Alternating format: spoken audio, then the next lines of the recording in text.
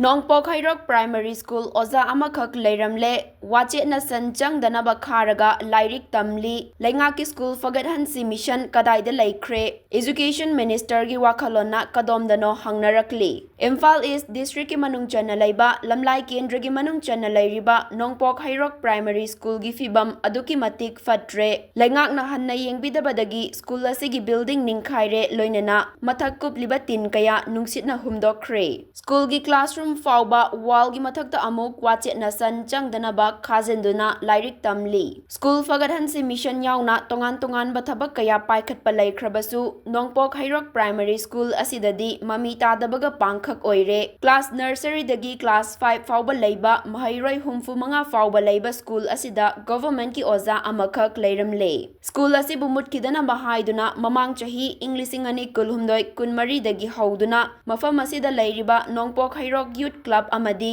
khulgi mairapaibi singna kupna khanaraba matungda Nongpok Heirok Youth Club ki member sing amadi khul asigi angang singbu takpi tambiba ngamba naha tare na voluntary oina thoktuna yamna apikpa senfam khara fangjaduna mahairoi sing adubu lairik tambiri mahairoi humdrarom leiriba school asida Nongpok Heirok Youth Club ki volunteer taret amasung government ki oza amaga punna miyoi nipana primary school asigi takpi tambibagi thabak chathari Mahairoi humdrarom leiriba school asida mahairoi singna lairik tambada mathau tariba fan table chokri leitabana leikaidagi araiba uwa puthoknaduna u khairaga table chokri kharadi chanki madusu konada bakharana anakpa leikaigi cha hotel dagi waiduna seasonary hairi khul asidagi self help group singnasu school asida seasonanaba whiteboard sumating pangduna yamna wana school asi chalairi School asigi midday meal gi cheng hawai matam chana fangdana leiri loinana School asida matam chana fangliba hairagadi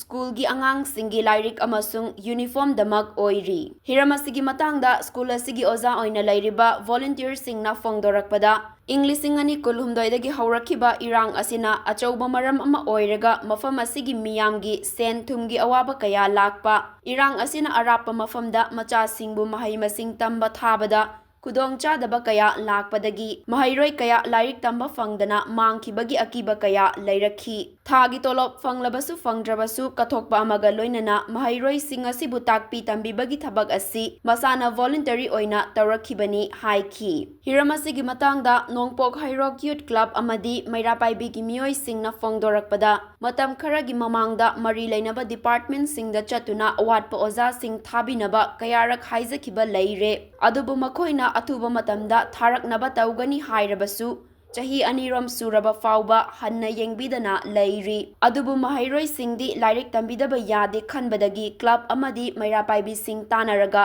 volunteer singna school asida tamliba mahairoi singdagi apikpa fi lupa chamri dagi chamnga gi changda lauduna madudagi lakpa paisa khara aduga tawraga lairik takpi tambirakpani hairi Mafam asida leiriba government ki oza asina khara mateng pangbiduna oza taret ki apikpa senfam thada lising ani dagi lising ani chamnga fauba piduna mahai tambiri athuba matamda education minister amadi mari leinaba department mityeng changduna Nongpok Heirok Primary School asigi award po oza thabirau amadi fibam fatraba school asibu fagatnaba thabak paikhatpiu haiki Amaromda Imphal dagi supnagi kilometer kunhumdoi rom damak lapna leiba Nongpok Heirok lambi gi fibam sufatabana Imphal dagi Heirok fauba chatpada pung ama makhai dagi ani fauba changle masisu athubada sembiyu hairakli